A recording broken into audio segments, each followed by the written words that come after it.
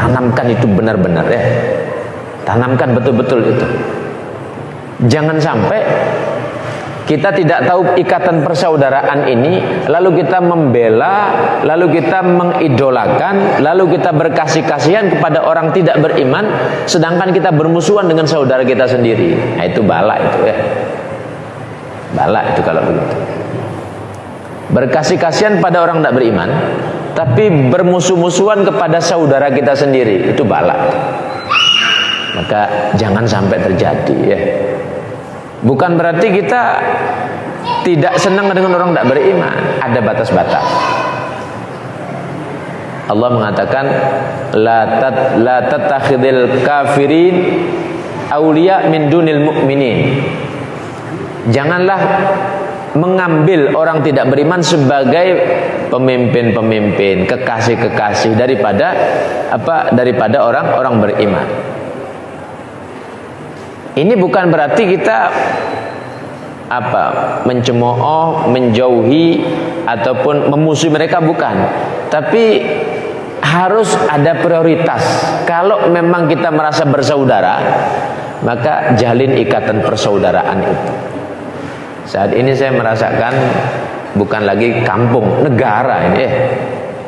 Kita melihat banyak antar ulama, saya tidak sebut ulama, antar tokoh-tokoh ini kok cenderung seakan berbenturan deh. Bukan lagi kampung tingkatnya, nasional.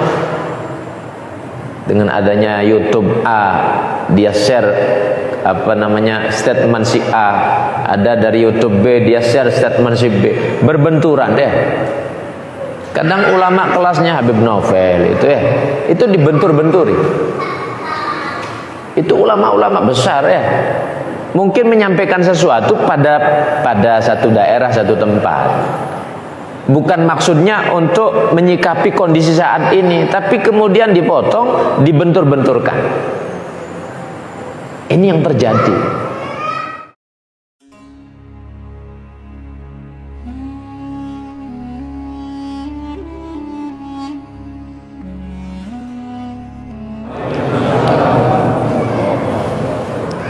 Alhamdulillahi rabbil alamin, wal aqibah lil muttaqin, wala udwana illa 'alal zalimin. Asyhadu an la ilaha illallah wa asyhadu anna Muhammadan abduhu wa rasuluh. Allahumma salli wa sallim wa barik wa karrim wa 'azzim ala habibina wa syafi'ina wa qurrati a'yunina wa maulana Muhammad wa ala alihi wa ashabihi ajma'in, amma ba'd. Yang kita muliakan bersama-sama adalah Kepala Desa Celukan Bawang, Kepala Desa Celukan Bawang yang tadi sudah menyampaikan sambutan mewakili ketakmiran dan sekaligus menjadi pemimpin di Desa Celukan Bawang dengan nasihat yang sangat bagus, dan ini perlu untuk kita renungkan bersama-sama, untuk kita terapkan bersama-sama. Memang Allah mengatakan walau anna ahlal qura amanu wattaqau lafatahna alaihim barakatin minas sama. Ini syarat ya. Seandainya penduduk satu kampung, penduduk satu negeri, walau anna ahlal qura amanu wattaqau, mereka semuanya pada beriman. Penduduk satu kampung itu semua mereka pada beriman, percaya kepada Allah. Wattaqau, dan mereka takut kepada Allah. Lafatahna alaihim barakatin minas sama, maka niscaya Allah akan buka itu pintu berkah dari langit. Allah buka pintu berkah dari langit. Jadi kuncinya iman kepada Allah dan takut kepada Allah. Ini kuncinya ya. Maka apa yang disampaikan tadi adalah sangat bagus untuk kita jadikan pedoman ke depan. Dan saya teringat akan Sayyidina Umar. Beliau sebagai orang yang kencang lurus ketika menerima mandat jabatan itu, di hadapannya itu adalah neraka. Kalau salah-salah dalam bersikap, ya neraka tempatnya, kan begitu. Nah, maka perlu sebagaimana disampaikan tadi, saling mengingatkan, ya, saling mengingatkan. Kemudian yang saya muliakan juga segenap jajaran takmir Masjid An-Nur, yang mudah-mudahan program demi program untuk kedepannya akan semakin bersinergi, baik itu kepada kepala desa dan aparat khususnya, aparat desa khususnya, dan juga masyarakat, sehingga manfaat akan semakin besar lagi nantinya didapatkan oleh masyarakat. Hadirin hadirat jemaah sekalian yang dirahmati Allah Subhanahu wa taala, kalau kita saat ini berada di penghujung tahun, kalau menghitung Masehi kan nanti malam perpindahan, ya. Kalau Hijriyahnya ya maghrib tadi. Cuman yang diperingati saat ini adalah tahun Masehinya, perpindahan tahun Masehi. Sebenarnya sama saja, baik itu tahun Masehi berdasarkan perputaran matahari ataupun Hijriyah berdasarkan perputaran bulan. Itu dua-duanya Allah yang punya, Allah yang mengatur perputaran tersebut. Nah, tinggal kalau selama ini setiap perpindahan perputaran tahun Masehi dirayakan dengan hiruk pikuk kemaksiatan. Di luaran sana ada yang mabuk-mabukan, ada yang nyumet mercon, kembang api, yang semuanya itu mubazir. Apa mubazir itu? Semua harta yang diarahkan kepada yang batil itu namanya mubazir. Wala tubadzir tabdzira, kata Allah.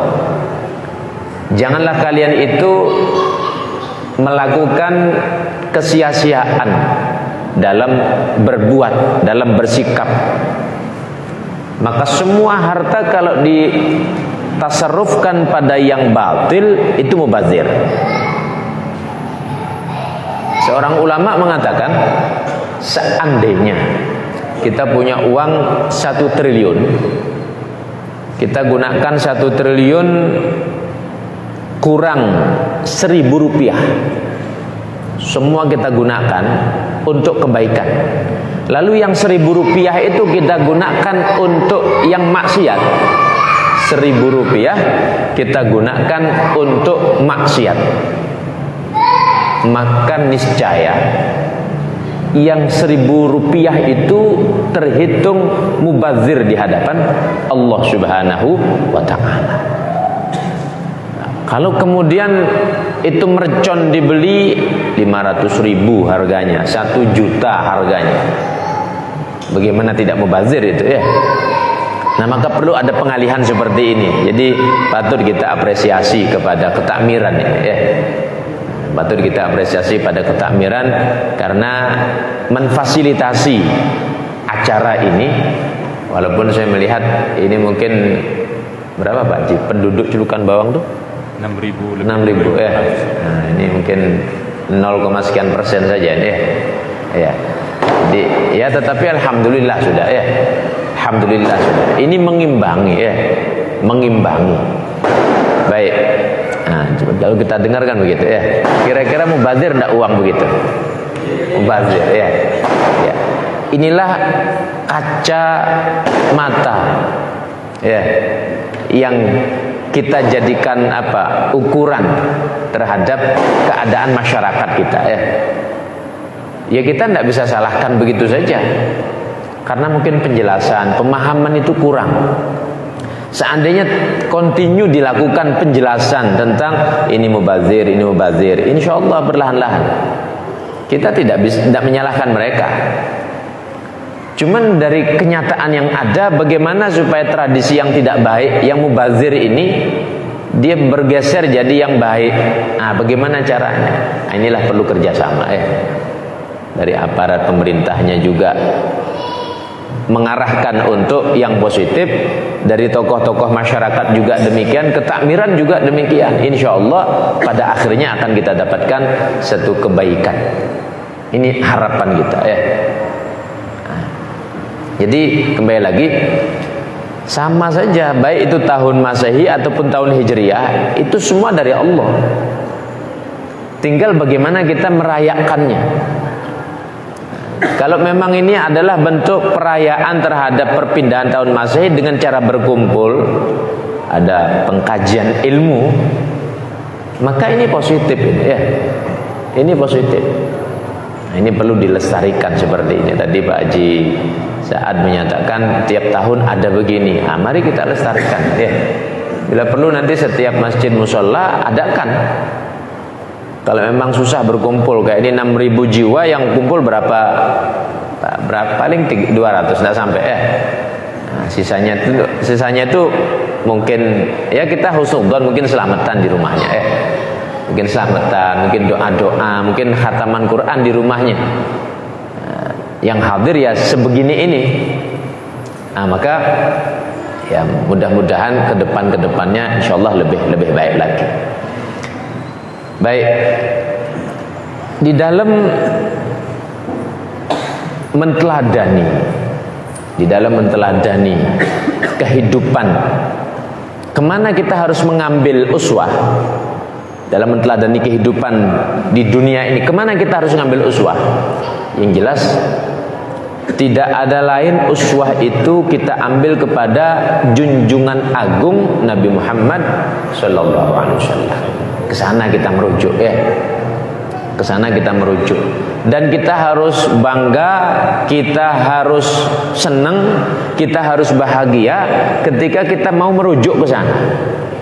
Tanamkan dalam diri masing-masing, harus bangga ketika kita merujuk kepada Rasulullah SAW dalam semua aspek kehidupan, baik itu cara berpakaian, cara berbicara, cara bersikap, cara bermasyarakat, cara berkeluarga, cara bekerja, ataupun cara ibadahnya lebih-lebih Kalau kita merujuk ke sana, insya Allah selamat. Negara, kalau mereka itu mau merujuk ke agama, walaupun tidak harus diformalkan dalam hukum positif daripada ajaran-ajaran agama, ajaran Al-Quran itu tidak harus diformalkan dalam hukum positif, tetapi diterapkan dalam kehidupan masyarakatnya, insya Allah itu negara akan jaya, akan bagus, akan makmur. Jaminan dari Allah itu. Walau anna ahlal qura amanu wattaqau la fatahna alaihim barakatin minas sama. Itu kuncinya itu. Itu kuncinya Kenapa kita harus mentauladani Rasulullah? Karena beliau ini yang paling sempurna tentunya. Dari semua makhluk yang ada, tidak ada lagi yang lebih sempurna kecuali beliau. Tidak ada lagi. Bahkan musuh sekalipun itu mengakui kesempurnaan Nabi Muhammad. Ada seorang namanya Sumamah bin Usad. Ini seorang Quraisy dari daerah Najd, dari Bani Hanifah.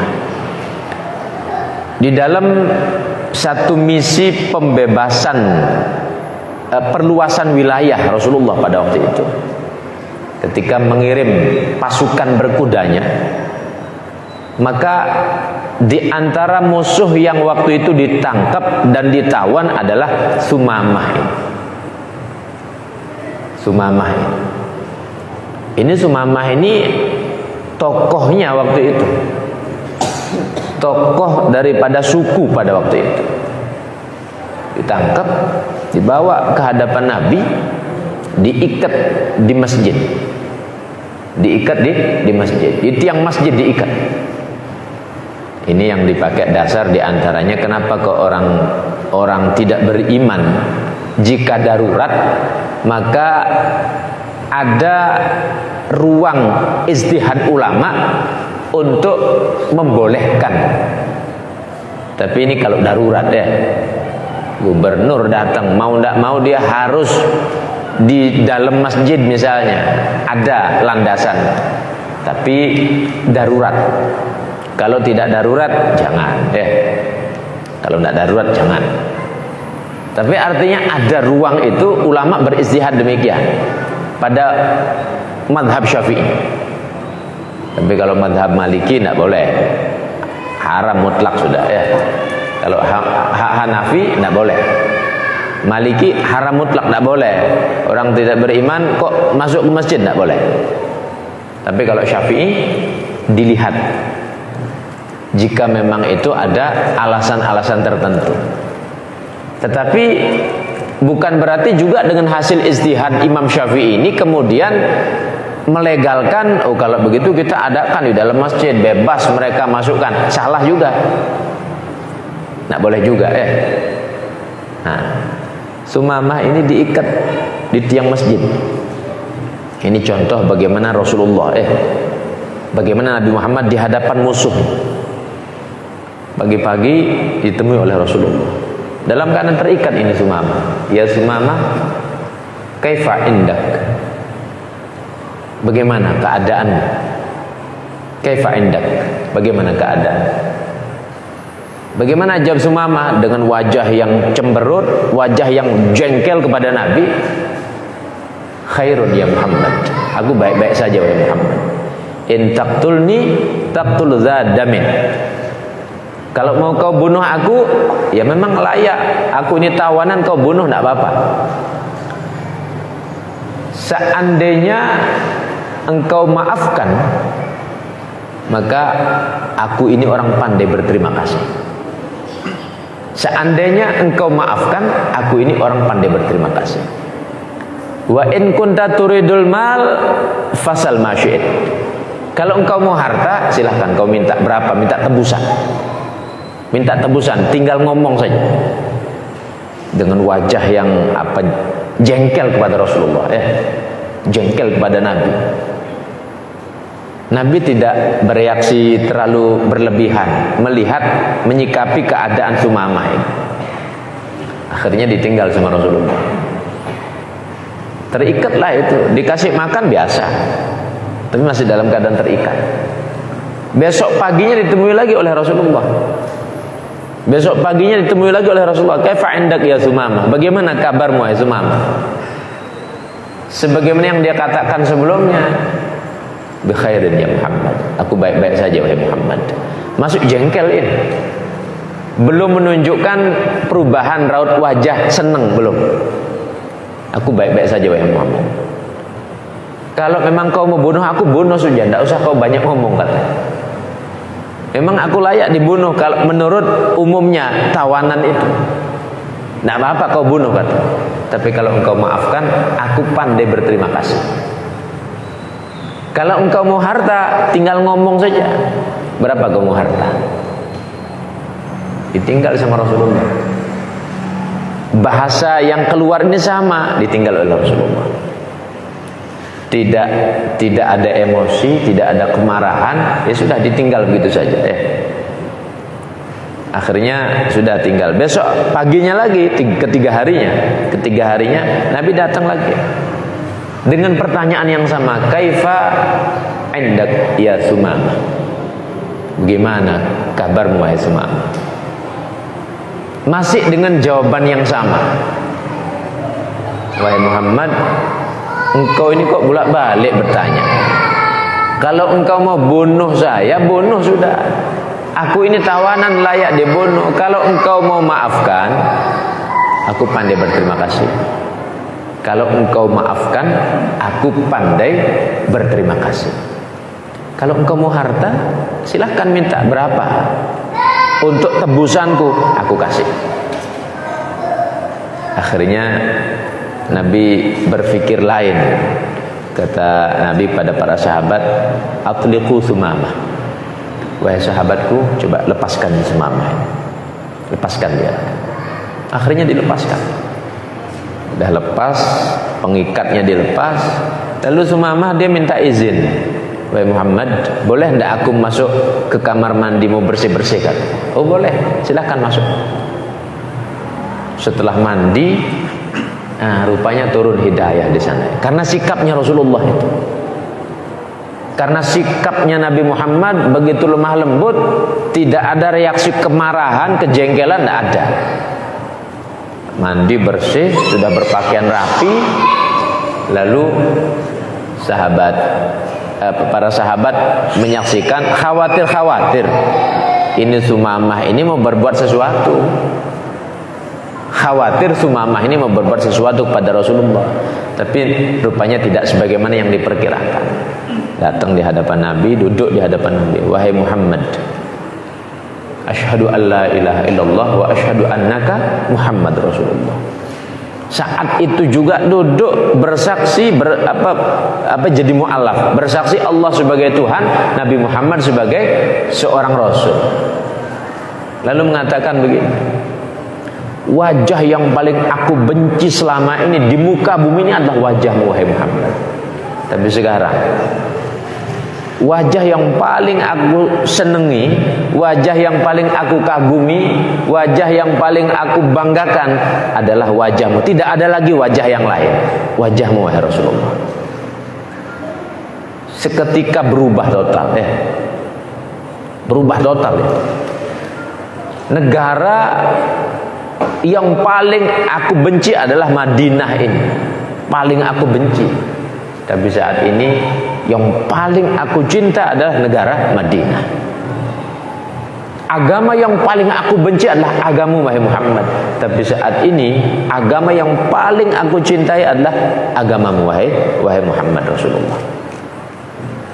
Berubahlah raut wajahnya. Raut wajahnya Rasulullah berubah, raut wajah jadi sama Sumamah ini juga berubah. Lalu pamit kepada Rasul, wahai Nabi, boleh enggak saya pinjam kuda? Oh iya, itu memang kudamu. Karena kan dirampas ya dalam peperangan, aturan peperangan itu kan kalau musuh kalah dirampas jadi ghanimah. Diambil itu kuda-kudanya. Sumamah minta, wahai Rasulullah, boleh enggak saya pinjam? Mau saya balik ke Mekah katanya. Oh iya silahkan, enggak apa-apa. Nabi prasangka baik saja. Berangkatlah Sumamah ke Mekah. Sampai di Mekah, orang-orang Mekah sudah mengatakan, "Sabaqta ya Sumamah, sabaqta ya Sumamah." Engkau sudah keluar agama Sumamah. Sudah keluar agama, murtad kamu kata. Kata Sumamah menjawab tuduhan mereka. Aku keluar daripada kekafiran menuju kepada agama yang terang benderang, cahaya. Silahkan engkau ngomong apapun. Dan mulai saat ini semua yang terkait dengan bisnis aku putus semuanya, kecuali izin Nabi Muhammad mengizinkan aku bisnis kepada kalian. Semua yang aku berikan selama ini aku putus, kecuali Nabi Muhammad mengizinkan aku untuk memberikan kepada kalian. Berubah total ya. Yang tadinya dibenci berubah menjadi kesenangan. Kenapa kok demikian? Inilah rujukan kita, barometer kita Rasulullah sallallahu alaihi wasallam. Nah, maka kalau secuil kisah ini kita dapat mengambil hikmah dan renungan, maka kiaskan kepada ajaran-ajaran yang lain. Nabi itu mengajarkan kepada kita apa? Al-muslimu akhul muslim. Orang Islam itu bersaudara. Orang Islam itu bersaudara. Tanamkan itu benar-benar ya. Tanamkan betul-betul itu. Jangan sampai kita tidak tahu ikatan persaudaraan ini, lalu kita membela, lalu kita mengidolakan, lalu kita berkasih kasihan kepada orang tidak beriman, sedangkan kita bermusuhan dengan saudara kita sendiri. Nah, itu bala itu ya. Balak itu kalau begitu. Berkasih kasihan pada orang tidak beriman, tapi bermusuh-musuhan kepada saudara kita sendiri, itu balak. Maka jangan sampai terjadi ya. Bukan berarti kita tidak senang dengan orang tidak beriman, ada batas-batas. Allah mengatakan la tattakhidil kafirin auliya min dunil mu'minin. Janganlah mengambil orang tidak beriman sebagai pemimpin-pemimpin, kekasih-kekasih daripada orang-orang beriman. Ini bukan berarti kita mencemooh, menjauhi ataupun memusuhi mereka, bukan. Tapi harus ada prioritas. Kalau memang kita merasa bersaudara, maka jalin ikatan persaudaraan itu. Saat ini saya merasakan bukan lagi kampung, negara ini. Kita melihat banyak antar ulama, saya tidak sebut ulama, antar tokoh-tokoh ini kok cenderung seakan berbenturan bukan lagi kampung tingkatnya, nasional. Dengan adanya YouTube dia share statement si A, ada dari YouTube B dia share statement si B, berbenturan Kadang ulama kelasnya Habib Novel itu dibentur-benturi. Itu ulama-ulama besar mungkin menyampaikan sesuatu pada satu daerah, satu tempat. Bukan maksudnya untuk menyikapi kondisi saat ini, tapi kemudian dipotong, dibentur-benturkan. Ini yang terjadi. Nah, maka saya mengajak pribadi saya dan mengingatkan kita semuanya, Islam itu bersaudara. Siapa yang mengikatkan persaudaraan itu? Allah. Siapa yang mengajarkan persaudaraan itu? Nabi Muhammad. Kalau Allah mengajarkan begitu, Nabi Muhammad mengajarkan demikian, kok ada orang lain yang mengatakan kita bukan bersaudara, jangan dipakai. Kalau ada orang lain mengatakan kita bukan bersaudara, jangan didengarkan. Allah yang mengatakan kita bersaudara, Nabi Muhammad yang mengatakan kita bersaudara. Maka kalau ada orang lain mengatakan kita bukan bersaudara, harus bermusuhan, jangan dipakai, jangan didengar, jangan diikuti ucapan-ucapan seperti itu, karena akan merugikan kita Nah, terus sikap bersaudara itu bagaimana? Kita bersikap bersaudara itu, sikap persaudaraan itu melepaskan sifat kibir, sifat ujub, sifat riya, sifat hasud, lepas gitu harus dilepas itu. Terutama hasud, dengki, iri dengki lepas. Karena kalau orang sudah punya sifat tersebut dan itu dirawat, dipelihara, ini semakin memperuncing masalah Di dunia sih tampaknya baik-baik saja, tapi besok di akhirat pasti celaka. Pasti celaka besok Kalau merawat permusuhan antara sesama orang beriman dalam persaudaraan yang harus diikatkan itu kok malah diretakkan karena adanya hasud tersebut. Nah, maka hindari hal tersebut Kalau ada saudara kita yang bermusuhan, ayo diakurkan. Kalau ada saudara kita yang menfitnah, ayo kita saling meluruskan. Ini harus dibangun saat ini bersama-sama.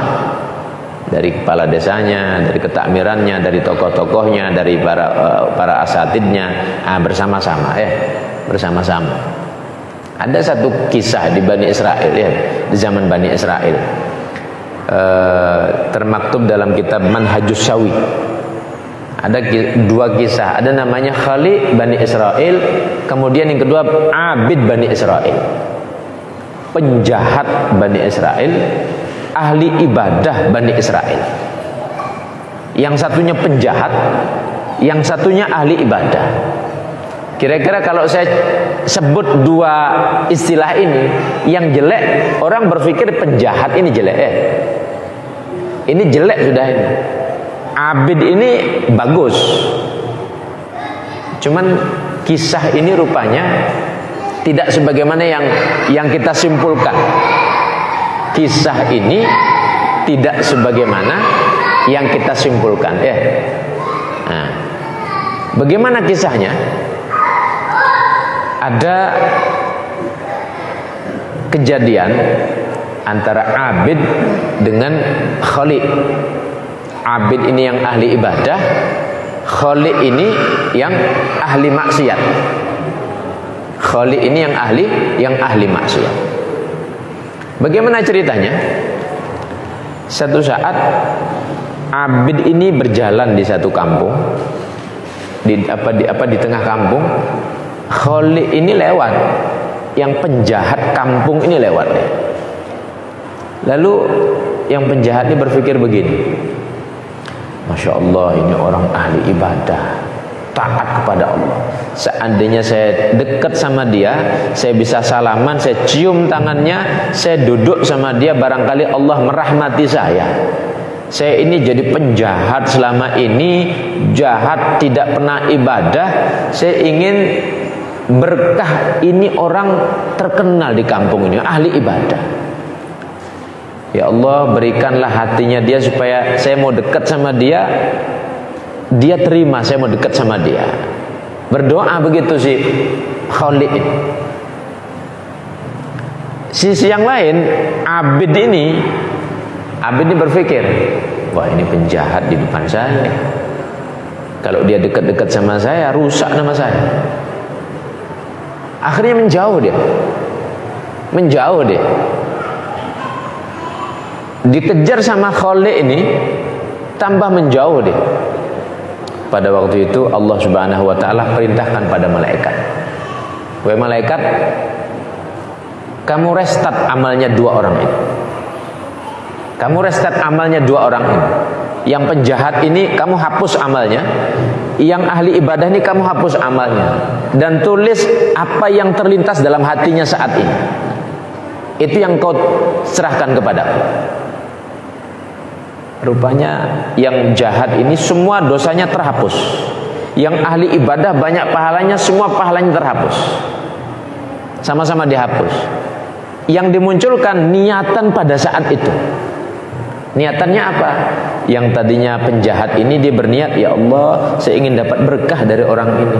Mudah-mudahan engkau buka hatinya, barangkali dia mau salaman sama saya. Itu dicatat baik oleh malaikat.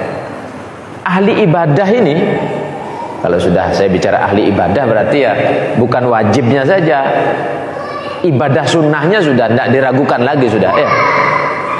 Ibadah sunnahnya tidak diragukan lagi sudah.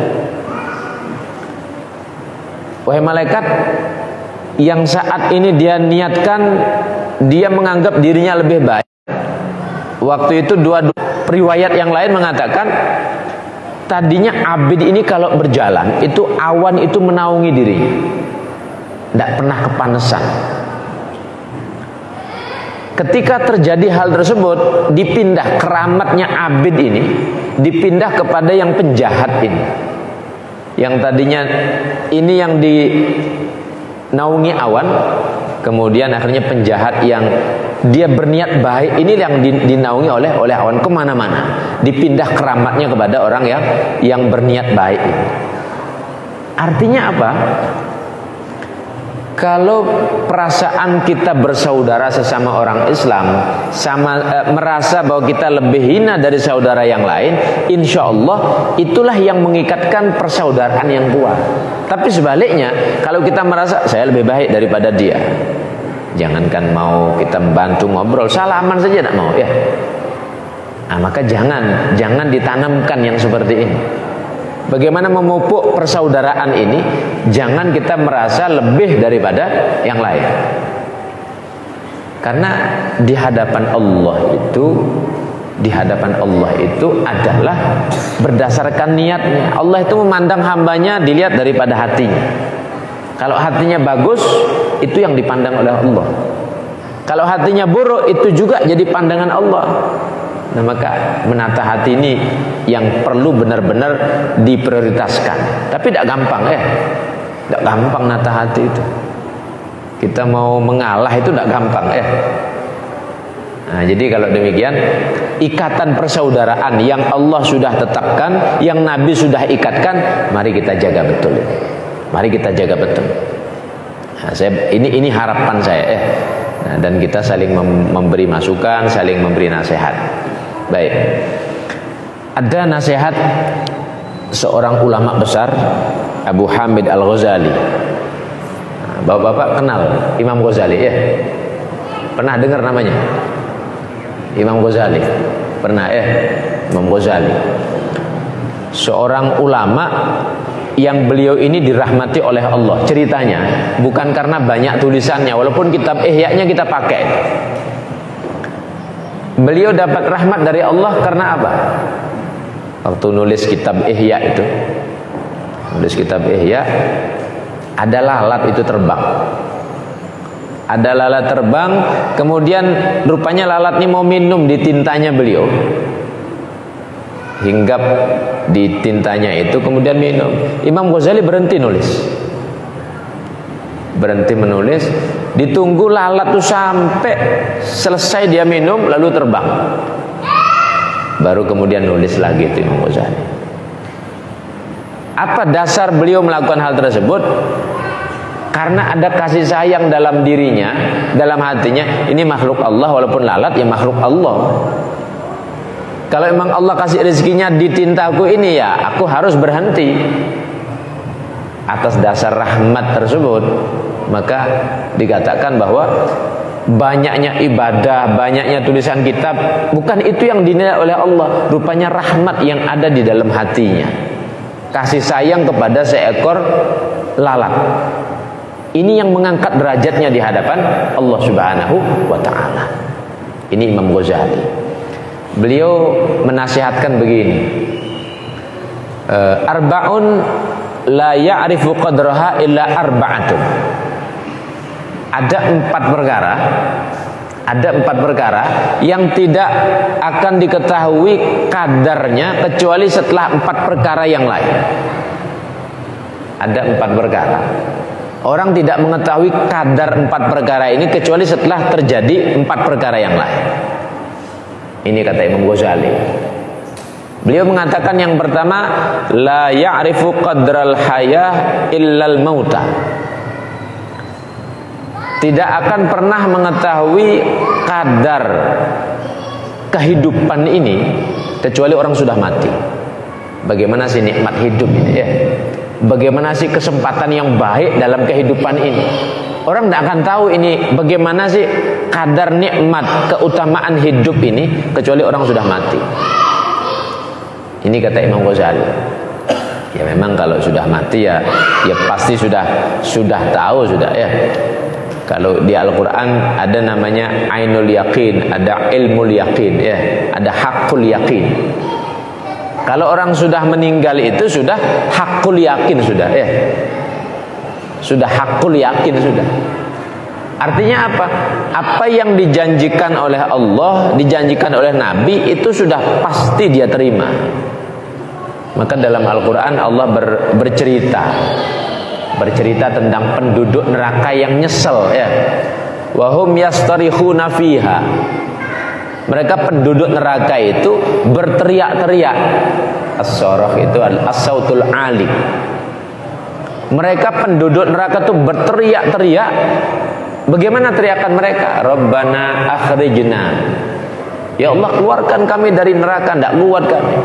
Na'mal sholihan. Kami ingin berbuat yang baik. Rabbana akhrijna na'mal sholihan ghairal ladzi kunna na'mal. Selain daripada perbuatan yang selama ini aku lakukan, aku mau rubah. Keluarkan aku dari neraka ya Allah. Itu teriakannya terus begitu. Tiap saat berteriak-teriak, ya Allah keluarkan kami, kami mau beramal yang baik. Ulama tafsir di sana menegaskan yang dimaksudkan kami akan beramal. Amal apa yang mau dia lakukan? Di sana dia ingin mengulangi ikrar syahadatnya kepada Allah, ingin mengucapkan kalimat la ilaha illallah. Karena memang ini kunci ya. Lafaz ini kunci. Ketika orang sudah diberikan akal, diberikan hati, harusnya berpikir siapa itu Allah, siapa Tuhan yang layak disembah. Tapi dia tidak gunakan pikiran sama hatinya. Akhirnya sampai mati dia tidak mengucapkan itu kalimat. Maka dipanggang dia di neraka, dia nyesel ceritanya. Wahum yastarikhuna fiha. Allah ceritakan mereka berteriak-teriak kencang di sana. Sangat ketakutan. Rabbana akhrijna na'mal salihah. Ya Allah, keluarkan kami dari neraka ini. Kami ingin beramal soleh. Baru tahu hakikat hidup ya. Baru tahu hakikat hidup itu. Sudah dipanggang di neraka baru dia tahu ya. Kalau belum dipanggang di neraka masih berani saja, masih nantang Allah bahkan ya. Masih berani-berani dia. Tapi kalau sudah mati, sudah dipanggang di sana, baru dia rasa. Teriak-teriak dia minta keluar. Rabbana akhrijna na'mal sholihan ghairal ladzi kunna na'mal. Selain daripada perbuatan yang dulu kami pernah lakukan. Kesyirikan maksudnya ya. Nah, jadi ini lafaz la ilaha illallah ini jaga betul ini. Jaga betul. Kalau pribadi kita, saya pribadi menjaga, maka keluarga jaga juga ya. Anak-anak kita jaga, istri kita jaga itu. Kemudian saudara kita jaga. Ini skup terkecil kita sebagai pemimpin. Nah, kalau RT RW ya jaga bawahannya itu ya. Kalau kadusnya jaga wilayah lebih luas. Nanti kalau kepala desanya lebih luas lagi. Ini peran bersama, tugas bersama ini ya. Tugas bersama. Nabi Muhammad misinya itu menjaga umatnya ya. Itu misinya Rasulullah itu. Nah, jadi harus sama-sama saling menjaga. Maka kalau ada kasus yang terkait dengan masalah tersebut, RT-nya harus ngomong, kepala dusunnya harus ngomong, kepala desanya juga harus ngomong. Terutama keluarganya harus bersikap. Ini yang perlu difahami ya. Sehingga kita saling menjaga satu dengan yang lain. Saling menjaga ya. Nah, Rabbana akhrijna na'mal sholihan ghairal ladzi kunna na'mal. Lalu Allah menjawab. Ketika dia mengatakan, ya Allah keluarkan kami dari sini, kami ingin berbuat sesuatu yang dulunya kami tidak pernah melakukan. Malah kami menentangmu ya Allah, malah kami menyekutukan Allah. Allah katakan begini, awalam mu'ammirkum. Bukankah aku sudah panjangkan umur kamu? Awalam nu'ammirkum ma yatadzakkaru fihi man tadzakkar wa ja'akumun nadhir. Bukankah aku sudah panjangkan umur kamu? Pada masa di mana engkau bisa merenung sampai masa yang ditetapkan. Ulama mengatakan apa an-nadhir di sini adalah pada usia 60 tahun. Bukankah aku sudah kasih engkau usia sampai 60 tahun, bisa menggunakan pikiran dengan sebaik-baiknya. Loh, kenapa kamu tidak gunakan pikiranmu? Kenapa kamu tidak menyembah Allah? Allah akan jawab begitu ya. Awalam nu'ammirkum ma yatadzakkaru fihi man tadzakkar wa ja'akumun nadhir. Allah jawab seperti itu. An-nadhir di sini ulama beda-beda pendapat juga menegaskan. Ada yang mengatakan an-nadhir itu Al-Qur'an. Loh, bukankah Quran sudah ada? Kenapa kamu tidak mau kaji itu Quran? Ada mengatakan an-nadhir itu Rasulullah. Bukankah Nabi sudah diutus? Kenapa tidak percaya kepada Nabi? Ada lagi ulama mengatakan an-nadhir di sini adalah uban. Uban ya. Uban itu apa, rambut berubah jadi putih. Itu sebenarnya surat dari malaikat. Nah, yang sudah beruban ini siap-siap berarti ya. Itu surat dari malaikat itu. Nah, jadi jangan merasa aman sudah ya. Karena ketika dia dikasih satu uban, nah dikirimi satu surat. 2 helai uban dikirimi 2 surat. 3 helai uban dikirimi 3 surat ya. Dan surat ini tidak boleh dirobek. Surat dari malaikat ini tidak boleh dirobek ya. Bagaimana cara merobeknya? Disemir pakai warna hitam. Balikkan lagi ya, tidak boleh. Kalau tradisi dalam hukum fikih itu bicara tentang masalah ini ya sudah langsung cut, haram sudah kan gitu ya. Tidak ada dispensasi itu, tidak ada keringanan. Maka kalau ditegaskan orang nyemir dengan warna hitam itu hukumnya haram. berdosa besar. Orang nyemir rambutnya pakai warna hitam, hukumnya haram, berdosa besar. Nggak boleh itu ya. Jadi khidabus sawad, khidabul fara'inah, kata Rasulullah. Semir hitam itu adalah semirnya mereka bangsa-bangsa Fir'aun, kebiasaan-kebiasaan Fir'aun itu ya.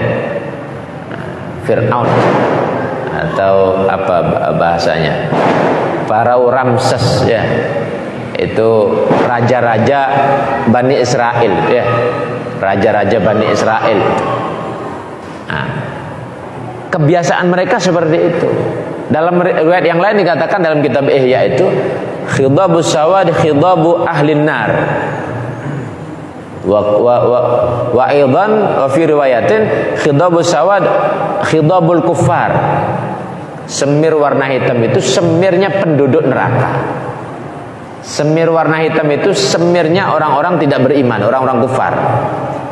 Itu penegasan Rasulullah. Nah, maka kalau orang Islam jangan ikut-ikutan ya. Nanti kumpul sama kelompoknya Fir'aun itu nanti.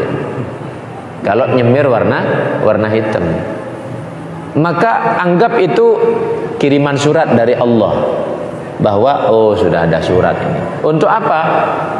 Introspeksi, siap-siap kan begitu ya. Siap-siap sudah. Jangan malah dihilangi biar ketampak muda lagi. Karena kalau orang tampak muda terus lupa sama Allah ya. Ibnu Abbas mengatakan wajah akumun nadhir ini bukan 60 tahun tapi 40 tahun.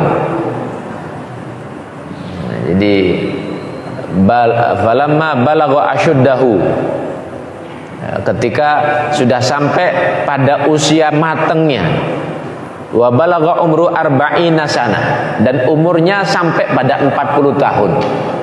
Penegasannya 40 tahun ya. Umur 40 tahun ini umur matang-matangnya orang.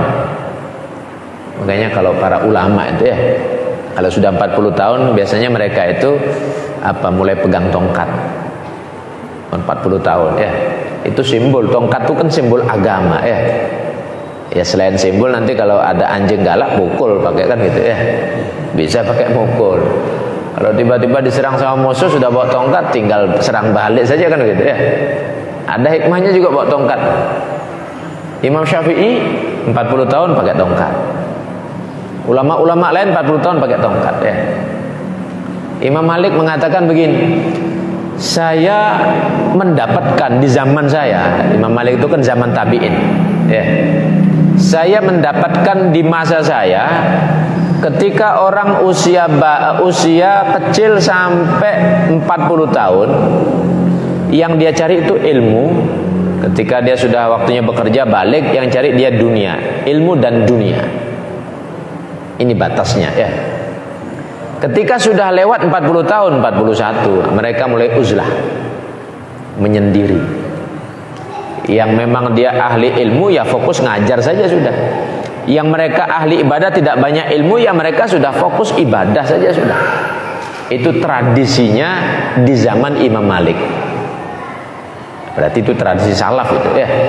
Tradisi salaf. Umur 40 tahun. Karena Allah mengatakan awalam nu'ammirkum ma yatadzakkaru fihi man tadzakkar wa ja'akumun nadhir. Itu usia 40 tahun, pendapat Ibnu Abbas mengatakan itu 40 tahun. Jadi kalau demikian, besok kita berhujjah di hadapan Allah ditolak. Loh, bukankah aku sudah kasih panjang umur kamu itu? Sudah tak kasih 4 sampai 40 tahun. Kok tidak bisa digunakan itu? Sudah sampai 60 tahun, kok tidak bisa digunakan itu? Digunakan untuk apa saja itu? Nanti akan dibalik begitu oleh Allah. Imam Abdullah Haddad mengatakan, idza balaghal insan arba'ina sanatan wa ada fikruhu ila dunya. Kalau orang sudah sampai 40 tahun, yang difikirkan dunia. Ya'ti 'alai syaitan. Maka setan datang sama dia. Kemudian distempel wajahnya. Hada wajhun la yuflih, kata setan. Ini wajah-wajah tidak beruntung. 40 tahun kok belum mau ibadah ya. Belum mau ngaji, belum mau kembali kepada Allah, belum mau belajar agama. 40 tahun ini. Nah, Setan tidak perlu ganggu-ganggu lagi sudah ya. Distempel sudah mukanya. Oh ini wajah tidak beruntung. Ini wajah tidak beruntung. Itu kata Imam Abdullah Haddad. Kalau orang sudah berumur 40 tahun. Nah maka tidak ada alasan besok di hadapan Allah ya. Wahum yastarikhuna fiha. Mereka di neraka itu berteriak-teriak, ya Allah keluarkan kami daripada api neraka. Kami ingin beramal, kami ingin berbuat yang baik sebagai bekal kalau kami masuk ke akhirat, ke akhirat ini. Ya dibantah oleh Allah. Kamu sudah tak kasih umur 40 tahun sampai 60 tahun apa belum cukup? Kok sekarang sudah mati kamu minta balik lagi? Nggak bisa kan gitu ya. Maka wajah aku menadhir, telah datang itu peringatan. Jadi artinya apa kata Imam Ghazali? Tidaklah orang mengetahui hakikatnya nikmat kehidupan ini kecuali kalau sudah mati. Nah sekarang kita renung-renungkan ya. Ini tahun baru ini. Berarti dengan tahun baru ini kalau kita menghitung umur pakai penanggalan Masehi, kita hitung pakai penanggalan Masehi, berarti ya umurnya bertambah, jatahnya berkurang. Kan begitu artinya ya. Umurnya bertambah, jatahnya berkurang. Kan begitu artinya. Nah, tinggal berapa lagi jatah kita? Yang pertama. Yang kedua kata Imam Ghazali, la ya'rifu qadra sihah illa ahlus suqmi. Tidak mengetahui daripada nikmat sehat kecuali orang-orang yang sakit. Kalau sudah sakit baru tahu, baru merasa ya. Sudah badan stroke, tidak bisa ke masjid. Nah, baru bingung ya. Baru bingung. Malaikat bilang, loh kamu kemana saja selama ini, kok sekarang baru bingung kan gitu ya. Sudah tidak bisa jalan baru, saya kok pengen ngaji. Selama ini niat saya ngaji, cuman belum kesampaian. Sudah stroke baru bilang mau pengen ngaji ya.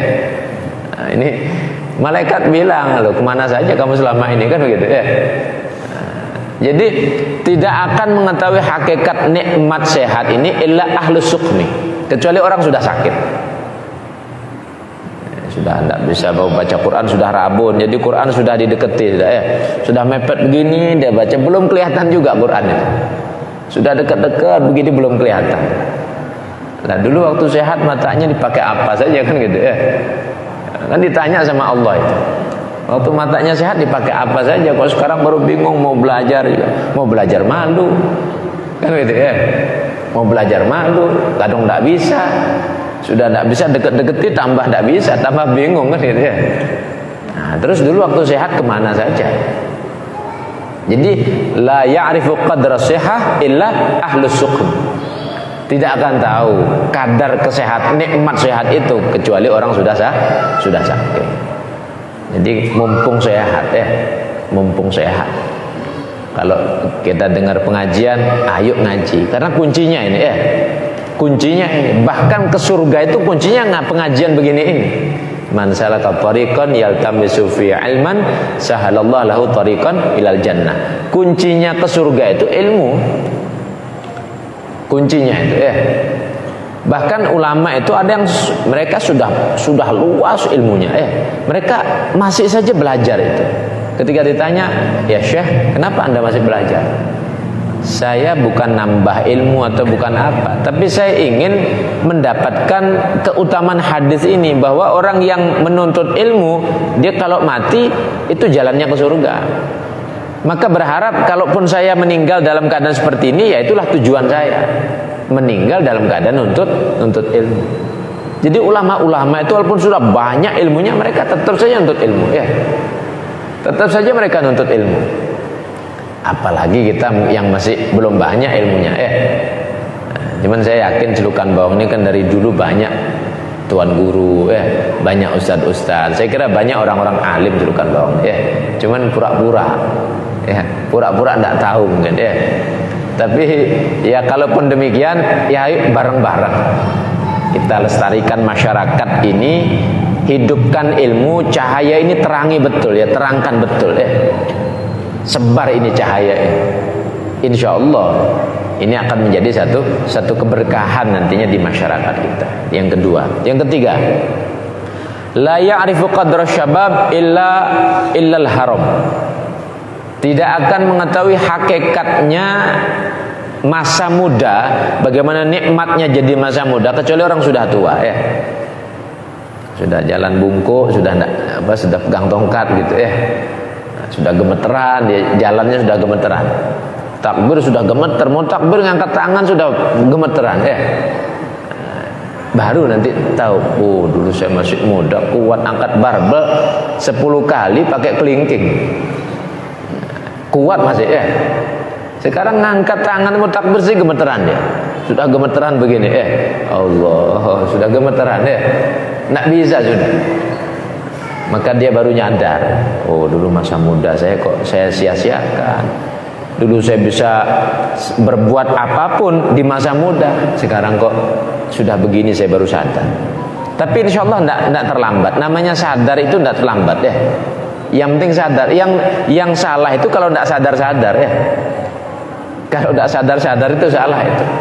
Makanya Imam Ghazali juga mengutip dalam kitabnya, rajulun la yadri wa la yadri annahu la yadri fahada jahilun fahdaruhu, kata beliau. Orang yang tidak mengerti, tidak sadar kalau dirinya tidak mengerti. Dia merasa ngerti saja itu ya. Nah, ini orang hakikatnya orang bodoh ya. Hakikatnya orang bodoh, kata Imam Ghazali dalam kitab Ihya-nya, mengutip daripada makalahnya kalau tidak salah Syekh Al-Khalil bin Ahmad. Khalil bin Ahmad ya. Mengutip daripada makalahnya beliau.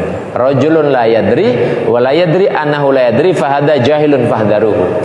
Orang yang tidak ngerti tapi dirinya tidak sadar kalau dia tidak ngerti, merasa ngerti saja. Ini orang bodoh dikatakan. Fahdaruhu, sudah tinggal, sudah begitu. Artinya kalau orang menyadari, oh saya ini butuh ilmu, maka itu belum terlambat ya. Tidak terlambat. Yang kedua, yang berapa tadi? Yang ketiga ya. Yang ketiga. Yang terakhir, yang keempat. Wala ya'rifu. Yang keempat itu wala ya'rifu qadral ghina illal faqr. Tidak akan mengetahui hakikat nikmat kekayaan itu kecuali sudah dikasih bangkrut. Sudah dikasih bangkrut ya. Ada memang orang yang di saat dia punya dititipi oleh Allah, dia loyal betul ya. Bos semua wakaf di mana-mana dia wakafkan ya. Orang dibantu di mana-mana. Tidak perlu banyak ngomong, kalau sudah datang kelihatan sudah keluar uangnya, keluar ininya keluar. Jadi digunakan betul. Ada orang seperti itu. Jadi dermawan di dunia, dermawan di akhirat juga besok. Tapi ada orang di dunia ini berlimpah, dia punya harta. Proposal datang, baru ketuk pintu saja dia sudah apa, ngemol-mol, sudah apa ya bahasa ngemol-mol itu ya. Apa sudah menggerutu sudah. Ini orang pasti minta sumbangan ya. Jadi suudzon duluan sudah ya. Ini orang minta sumbangan sudah. Padahal kalaupun kita kasih 5.000 rupiah, 10.000 rupiah kan tidak seberapa.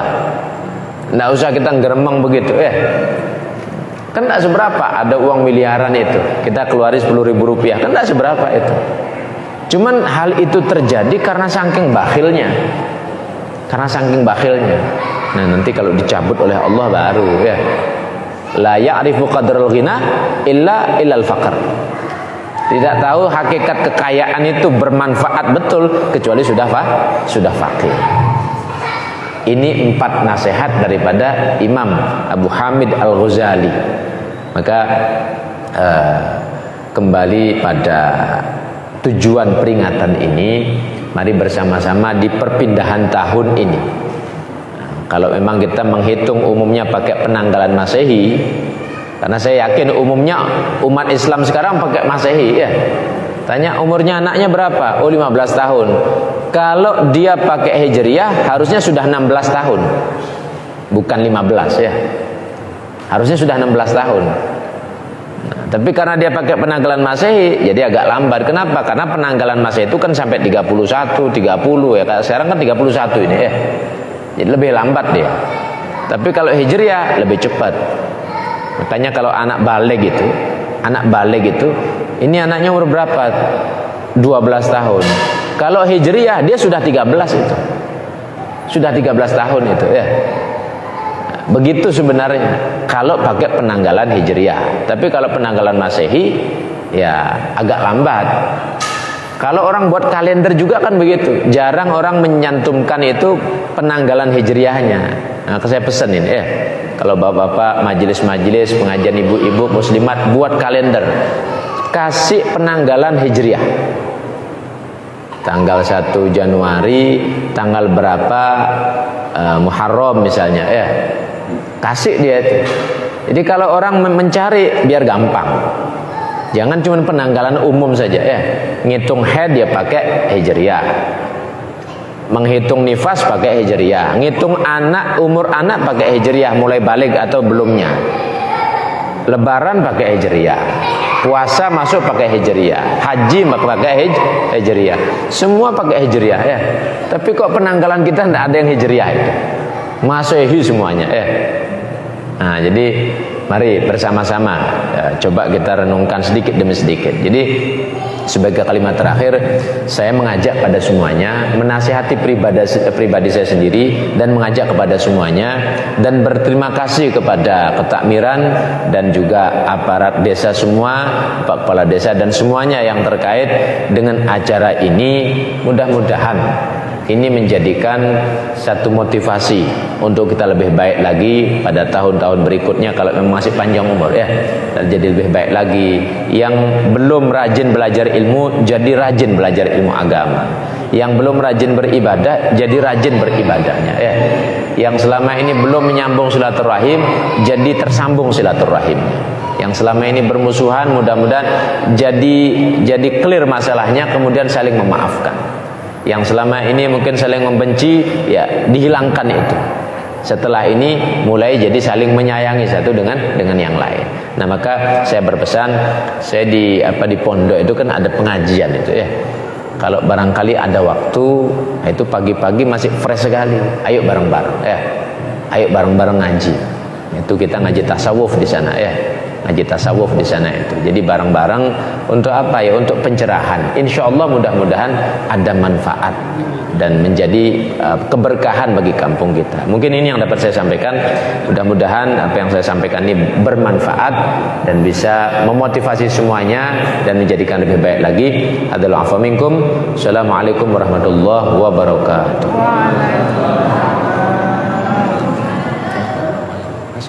Oh ya.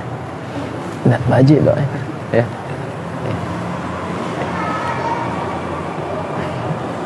Marilah kita bersama-sama berdoa dengan diawali pembacaan suratul Fatihah.